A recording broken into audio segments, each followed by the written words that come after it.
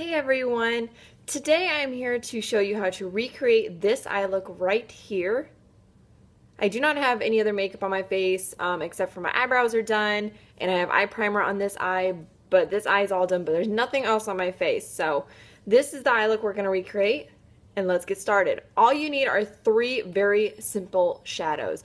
One is optional, so I guess there's four, but like I said, one of them is optional. You don't have to use this. But let's get started. So I've already applied a primer on this eye. I'm just using my concealer from Maybelline, and I can show you guys which one it is. It is the Fit Me concealer, and this is in the color blah, blah, blah, blah, blah, blah. I think it's in light. Yeah, it's in light. This is one of my favorite concealers to use actually, and I'm almost out.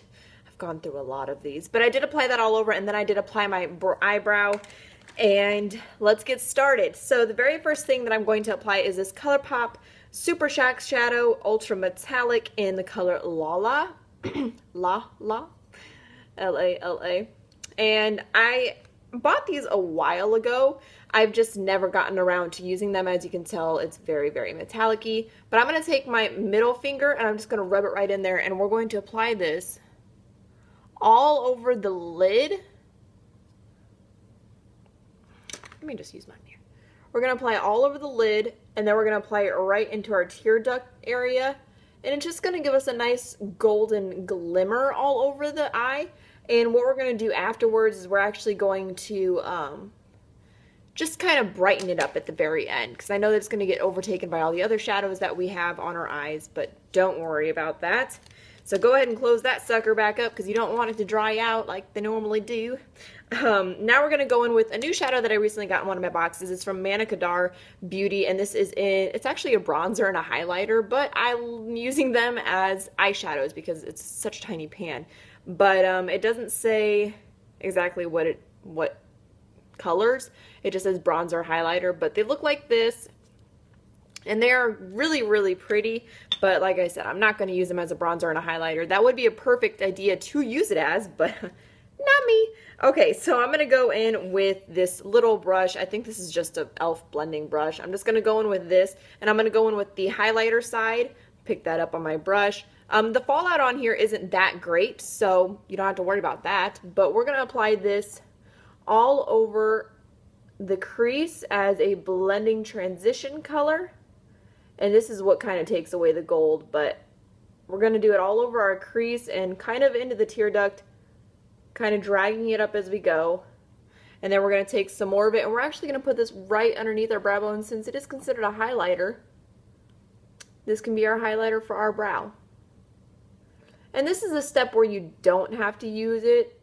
This is just a step that I like to use because I like to use transition colors and blending colors and highlights and everything, but that's just me. So yeah, that's that for this, and it's so simple. Like if you're on a rush or you're on the go, this is the look that you should do, okay?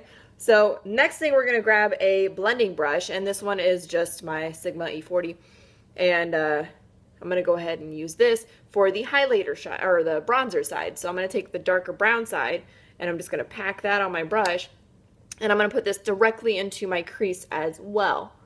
And these colors, you guys, are very gorgeous. And you want to use a light hand so that way they blend easier. If you use a rough hand while you're doing this, it's not going to blend as well. Trust me, when I first started doing makeup and stuff, I had a very tough time because my blending was so harsh and my application was so rough. So just take it slow, use the windshield wiper motions, and get that color in the crease. Okay, after you're done with that, see, there's not that much fallout from it, but you get a pretty bronzy effect on your eye. So now we're going to go ahead and close this up because we're actually done with this eyeshadow. Believe it or not, we are. And we're going to go in with our third and final eyeshadow for the day. And this is from Mercier, and this is in the color Coffee Ground.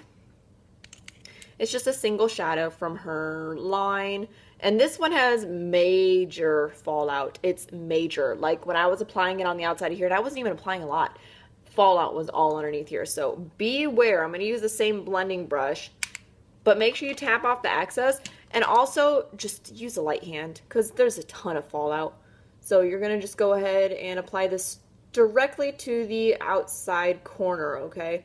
You can take it in a little bit through the crease, but if you're going to do that, don't fully do it.